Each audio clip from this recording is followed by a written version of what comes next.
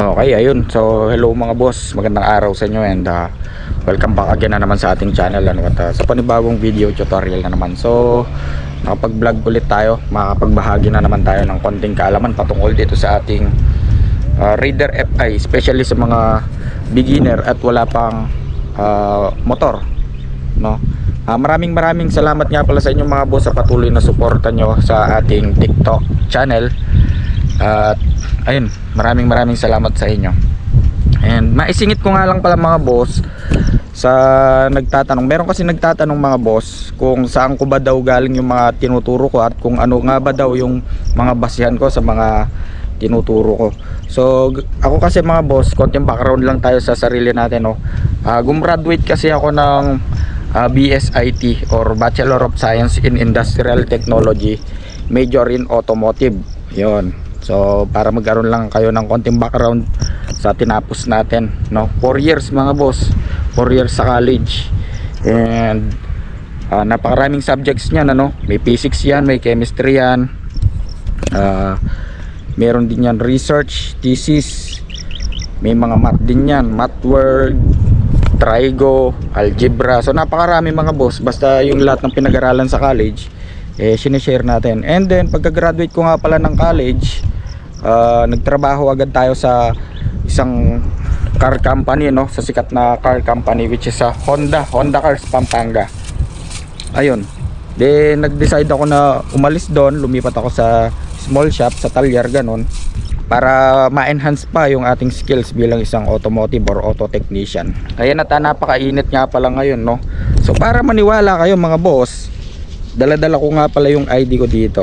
Ayan, so may ID pa tayo. So ito yung gamit ko nung nag-aaral pa ako. And direct to the point na tayo, no? Baka mamaya sasabihin na naman ng iba marami pa tayong pasakalye, no? So ngayong araw mga boss, gamit nga pala natin yung Raider FI natin. Ngayon, i-share ko nga lang pala yung rev matching na tinatawag, no? Ito yung kapag ka magkakambyo ka or magdadagdag ka ng kambyo, kailangan mong bumamba. Para saan nga ba yun?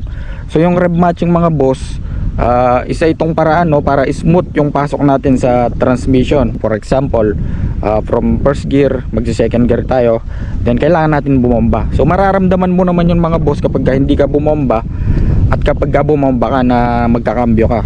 Okay? Especially itong rev match na to mga boss, napakalaking tulong nito kapag ka magbabawas tayo, no? For example, napakabilis natin, no? From 80 magbabawas tayo. So nandyan yung rev match natin. Kasi kapag ka hindi ka nag rev match mga boss, para kang masusubsob, yung magbabawas ka lang or magre-release ka lang ng cambio tapos hindi mo binomba, para kang masusubsob. So feel na feel mo yan kapag ka may angkas ka, lalo na kapag ka may angkas ka, mararamdaman mo yan. So ayun, pakita natin. Okay, so ito na mga boss, kapag ka for example sakmal clutch primera, release dahan-dahan. Ayan, pag magpapasok tayo ng second gear mga boss, ayan, napaka-smooth ng pasok. Ayan.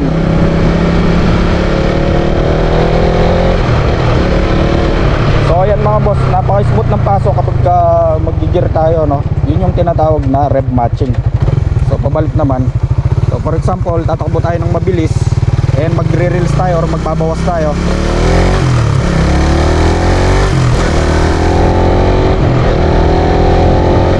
Ayan, so magbabagal tayo mga boss.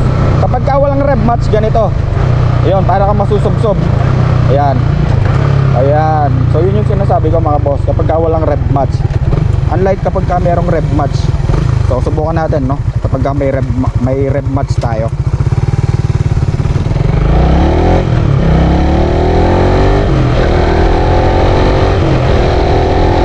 Ayan, so rev match tayo mga boss. So okay.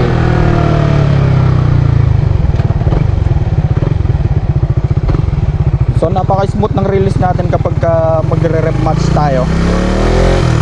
Lalong-lalo na sa mga bankingan mga boss. Yung mga babanking dyan.